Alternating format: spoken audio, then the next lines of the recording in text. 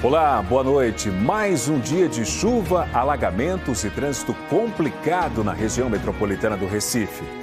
Olinda tem 14 mil moradias em áreas vulneráveis. A maioria tem risco alto ou muito alto para desmoronamentos e inundações. O que dizem os meteorologistas sobre as últimas chuvas e como fica a previsão do tempo na região metropolitana para os próximos dias?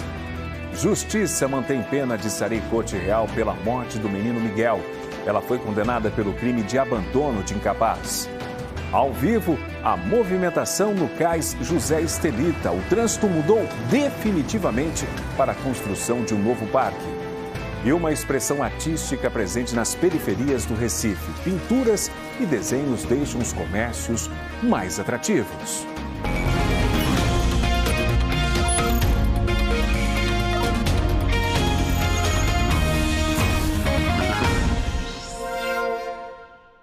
O dia teve transtorno, chuvas e vento forte na região metropolitana. Desde a última sexta-feira, quem precisa sair de casa sofre com os alagamentos.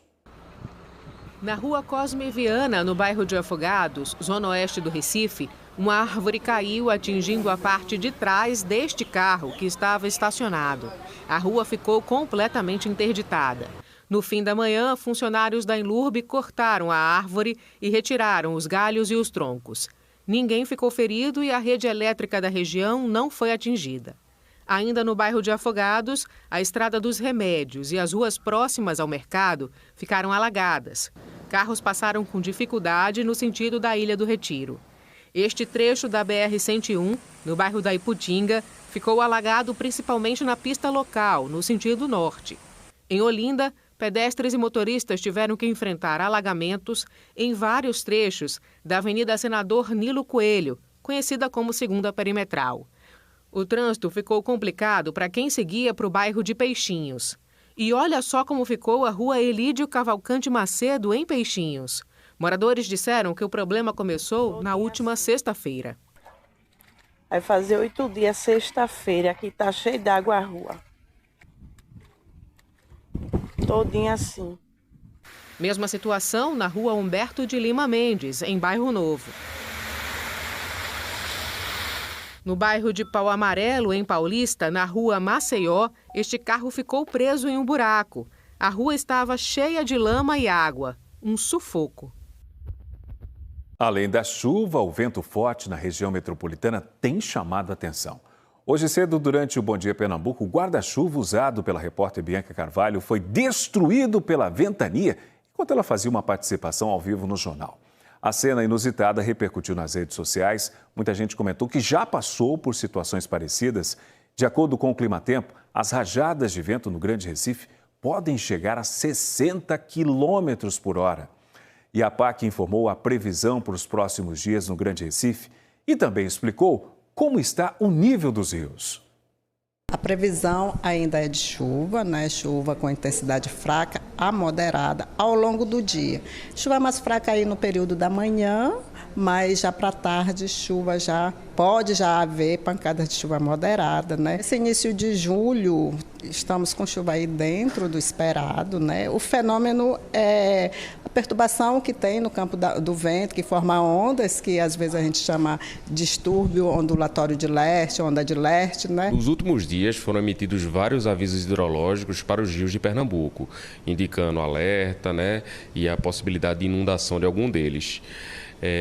Com a diminuição da chuva, a situação ela está retornando à normalidade. Existem 8 rios que ainda estão com nível um pouco elevado, né, mas apenas 2 deles estão acima da cota de alerta. O Sirinhaém, no município de Gameleira, e o rio Capibaribe-Mirim, em Itambé. Vamos conferir agora como fica a movimentação das marés amanhã. A quinta-feira começa com maré descendo até chegar a 0,7, pouco depois das 3 da madrugada. Em seguida, ela sobe e alcança a altura de 1,8 às 9h41 da manhã. Depois do pico de maré alta, o nível volta a baixar até 0,8 às 4 da tarde e sobe durante o fim da tarde até atingir o pico de 1,7 às 5 para as 10 da noite. É uma maré com coeficiente considerado baixo, mas a gente lembra que os picos de maré alta podem representar maior risco de alagamentos. Foi neste cenário de chuvas intensas que Olinda apresentou a segunda etapa do Plano Municipal de Redução de Riscos. Em parceria com o governo federal, foi identificado que cerca de 42 mil pessoas moram em áreas vulneráveis na cidade. Toda temporada de chuva traz de volta o pesadelo das inundações e deslizamentos de barreiras para os moradores das comunidades mais vulneráveis de Olinda. E eles são muitos. Metade dos 41 quilômetros quadrados do município fica em áreas de morro. O quintal da Dona Vera fica sobre uma encosta. A base da casa teve que ser reforçada com concreto e a água da chuva é desviada pelo encanamento que a família improvisou. A gente dorme assim assustado, né? Até aqui, né? Mas graças a Deus minha casa não caiu ainda não. Eu queria pelo menos um plástico, né? Pelo menos para proteger aqui, né? É o mínimo. Dona Vera mora no bairro de Águas Compridas, em Olinda, que tem mais setores em áreas de risco mapeados pelo Plano Municipal de Redução de Riscos, o PMRR. São 41. Em seguida estão Caixa d'Água, Alto da Bondade, Fragoso e Monte. Foram mapeadas 14.005 moradias em áreas de risco aqui em Olinda. Imagine que em cada uma delas vive uma família. São mais de 42 mil moradores submetidos a diferentes graus de risco. Gente que não encontra segurança nem debaixo do próprio teto cada vez que chove. Quase 10% da população de Olinda vive em áreas de risco médio, mas o risco alto e muito alto de alagamentos ou desmoronamentos concentram mais moradores. Os dados do mapeamento mais completo feito até agora renderam 4 volumes com mais de 1.000 páginas. A partir desse instrumento de mapeamento, a gestão pública poderá fazer ações estruturais e não estruturais nos locais mais perigosos com maior prioridade, que são as áreas de maior vulnerabilidade social do município. O estudo identificou 164 setores com risco de deslizamentos e 77 com riscos de inundações. Os dados foram apresentados a autoridades do município e técnicos ligados à Defesa Civil e a diversas secretarias. Agora a gente vai ter um cenário de risco atualizado, onde a gente pode, por exemplo, desenvolver o plano de contingência, que é a preparação para a quadra chuvosa de 2026, já de forma precisa com essas informações. Para esse inverno, o que está sendo feito? A gente continua com a atividade regular, a gente está fazendo solo grampeado, a gente está colocando geomanta, a gente está colocando lona plástica, a gente está cortando árvore. O trabalho de pesquisa começou em fevereiro do ano passado e ouviu os moradores de diversas comunidades que sofrem as consequências dos temporais. O estudo, elaborado em 4 etapas, será concluído em agosto e vai trazer, além do diagnóstico, propostas de prevenção. As prefeituras vão receber projetos básicos dos setores de risco, tanto de encosta quanto de inundação, daqueles mais prioritários. E a partir desses projetos básicos, as prefeituras poderão iniciar seus projetos executivos para colocar em prática essas intervenções. Isso vem acompanhado com recursos? Isso será acompanhado de recursos que eles poderão solicitar ao governo federal por meio das chamadas do PAC. A prefeita de Olinda, Mirela Almeida, disse que os recursos para o plano de contingência das chuvas do próximo ano estão assegurados. São mais de 52 milhões, 44 captados pelo governo federal e 8 milhões de convênio com o governo do estado para a gente poder implementar nessas áreas de risco, com geomanta, com solo grampeado, muro de arrimo, todas essas ações que minimizam esses danos causados, sobretudo em área de quadra chuvosa. Daniel, pai de 3 filhos, morador do Alto da Bondade há 16 anos, já viu deslizamentos e mortes na vizinhança. Ele espera que o estudo ajude a evitar novas tragédias. A gente fica vulnerável, né? Com medo das barreiras, né? De quedas, de acidente, né? Dessas coisas que acontecem sempre quando chove aí, e a gente fica aqui a mercê, né? Pedindo primeiramente a Deus para que não aconteça, né? O Tribunal de Justiça negou os recursos apresentados pela defesa de Sari Cotrijal e manteve a condenação dela a 7 anos de prisão pela morte do menino Miguel Otávio Santana da Silva. Essa notícia está no G1 e você confere os detalhes pelo QR Code na tela. Miguel morreu depois de cair do 9º andar de um prédio de luxo no centro do Recife. enquanto estava sob os cuidados de Sari. O julgamento foi realizado hoje pela terceira Câmara Criminal do TJ. A defesa de Sari tinha entrado com recurso de revisão da sentença para uma pena de 6 anos de prisão em regime semiaberto, mas a decisão manteve a condenação em 7 anos de prisão em regime fechado. Sari ainda pode recorrer. Ela responde em liberdade. O irmão do deputado Coronel Meira atirou em um major do Exército durante uma briga num posto de gasolina em Camaragibe, aqui na região metropolitana. O G1 também traz essa notícia, você confere os detalhes pelo QR Code aqui na tela. Segundo a polícia, o capitão reformado da PM, Delamo e Silva Meira, de 64 anos, atirou contra o major Romero Bezerra Cavalcante Mendes, de 51 anos, que não foi atingido pelos disparos. A apuração do G1 confirma que os dois se feriram numa luta corporal e precisaram ser hospitalizados. O major foi internado no Hospital Militar do Recife. Já o capitão foi atendido no Centro Médico de Camaragibe e depois levado à delegacia. Ele é investigado por lesão corporal e disparos de arma de fogo. Nós não conseguimos contato com as defesas dos envolvidos nesta confusão. 2 novas pistas começaram a funcionar hoje entre os bairros do Cabanga e de São José, na área central do Recife. As mudanças alteram definitivamente o trânsito de veículos na Avenida Engenheiro José Estelita. Logo cedo, motoristas encontraram alguns trechos interditados. Agora, para quem sai do centro do Recife, sentido Zona Sul, é preciso pegar o desvio logo após os armazéns do Cais.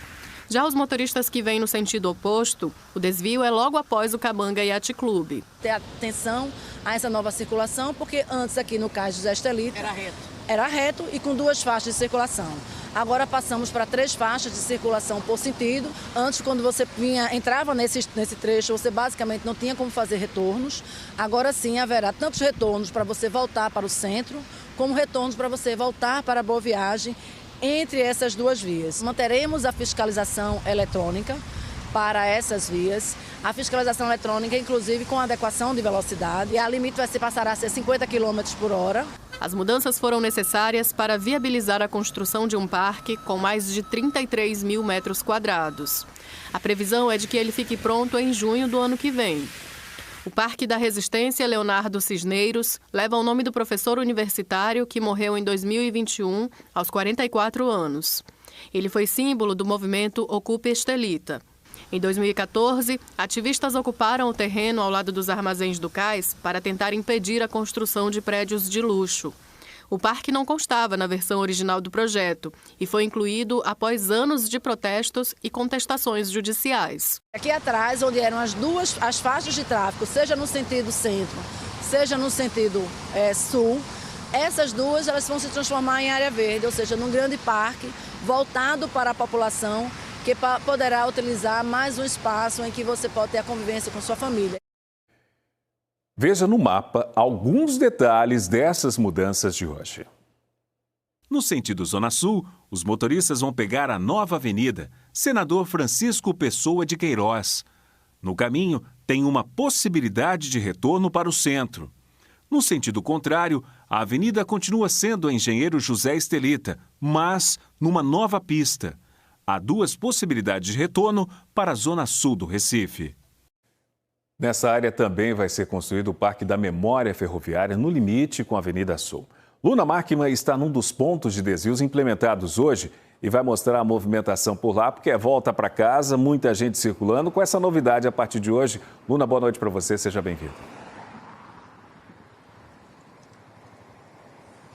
Oi, Márcio, boa noite para você e a todos. A gente está logo após a descida do viaduto que passa por cima do Forte das 5 Pontas. Aqui o fluxo de veículos que sai do centro do Recife na direção da zona sul da cidade está bem tranquilo. O desvio é logo aqui, né, para pegar a nova avenida, a Senador Francisco Pessoa de Queiroz. Há pouco tinha um orientador de trânsito da Prefeitura, agora tem agentes da CTTU. A companhia considera uma mudança simples no trânsito, mas garante que sempre haverá profissionais aqui orientando o trânsito nos próximos dias, principalmente nos horários de pico.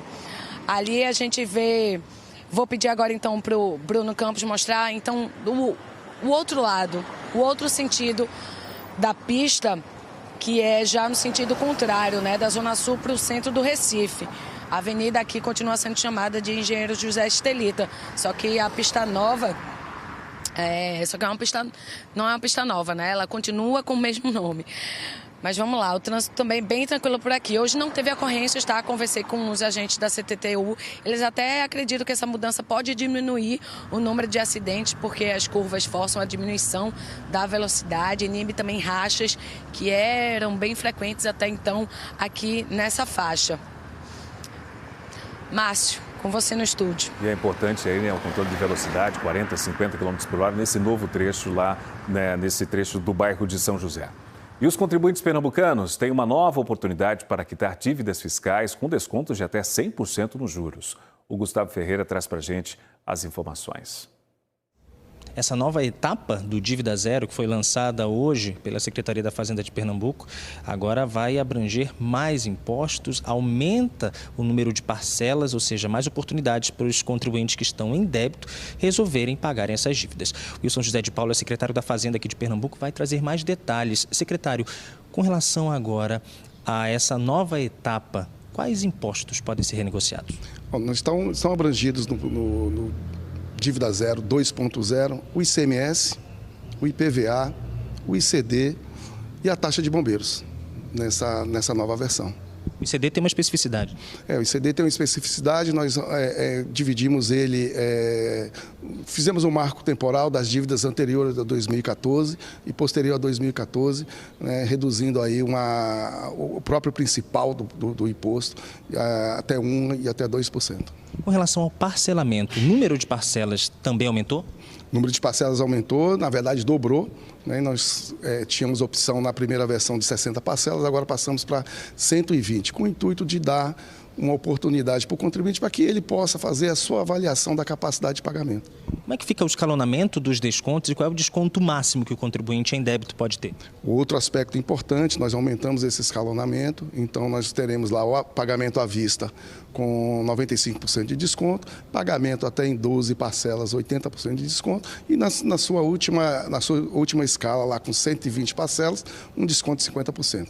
Como o contribuinte pode consultar o seu débito e como ele pode aderir ao Dívida Zero 2.0, secretário? O contribuinte poderá fazer todo o processo no nosso site www.cefaz.pe.gov.br e também teremos o atendimento presencial, que se dará nas nossas agências de atendimento ou no Expresso Cidadão.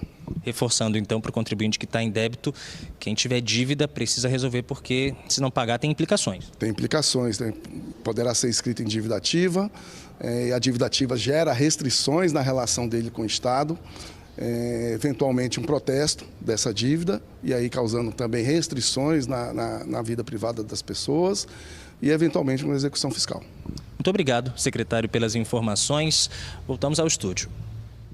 E logo depois do intervalo, a equipe do SESI Paulista vence competição de robótica nos Estados Unidos. E uma opção cultural para as férias, cinema da UFPE tem filmes de graça para todos os públicos. O ENE2 volta em instantes.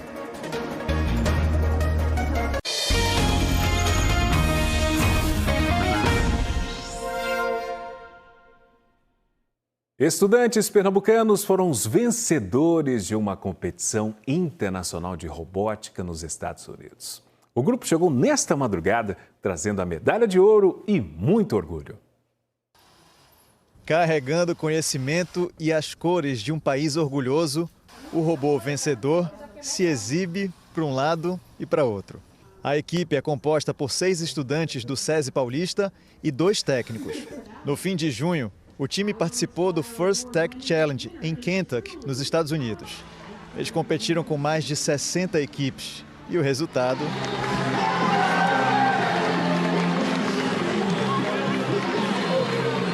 Eu acredito que para todo mundo foi um momento inesquecível. Vai estar sempre nas nossas memórias como um símbolo do esforço da gente e dedicação. Teve um resultado incrível. Então essa é uma conquista não só nossa, mas sim como todas as outras pessoas que já passaram pela Space Tech. Para a gente que trabalha aqui na instituição como técnico, né, toda a nossa equipe, é um sentimento de orgulho. Por tudo que eles conquistaram, né, toda essa trajetória, essa premiação é mais especial porque é um prêmio de fato assim, muito relevante. Yuri está na equipe desde o começo, quando estava ali naquele comecinho que você entrou na equipe. Imaginava chegar onde chegou hoje? Imaginar não. Era um objetivo, claro, né? A gente sempre almeja o mais alto, mas sempre foi algo muito distante. Então foi uma conquista muito grande, foi uma conquista maravilhosa e, mais que tudo, é a realização de um sonho, né? O desafio que eles tiveram que fazer foi o de pegar os blocos de plástico e colocar dentro da cesta. Parece fácil, né?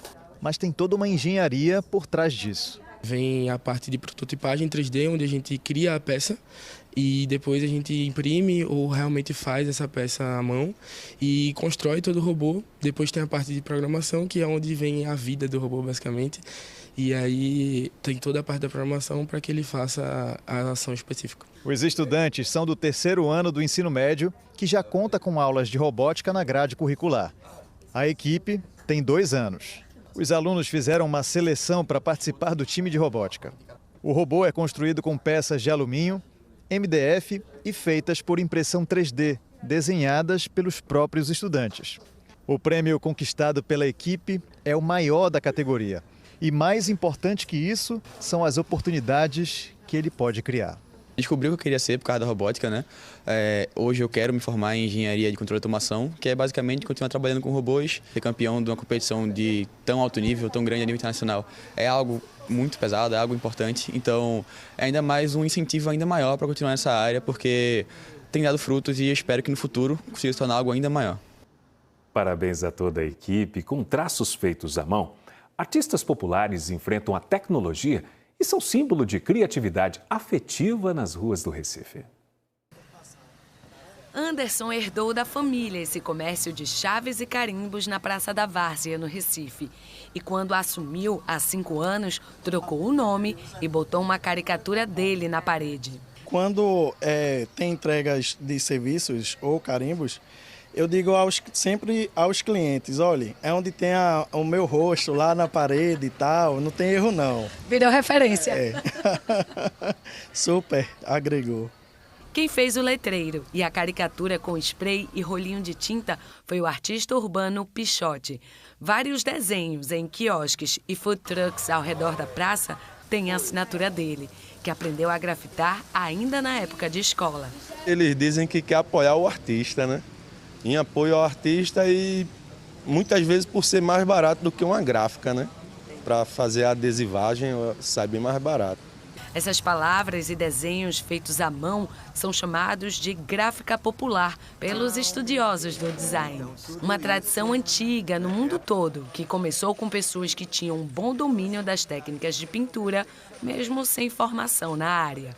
Esse tipo de comunicação visual foi sendo substituída à medida que foram surgindo novas tecnologias para esse tipo de comunicação. Então, surgem as placas luminosas, o neon, o acrílico, posteriormente o aço, o concreto, e pouco a pouco essa comunicação que é tão genuína, ela foi meio que desaparecendo, principalmente das áreas comerciais, digamos assim, mais sofisticadas, E hoje ela está muito presente nas periferias. E é no comércio da periferia que Jael ainda encontra serviço. São, em média, 4 trabalhos por mês.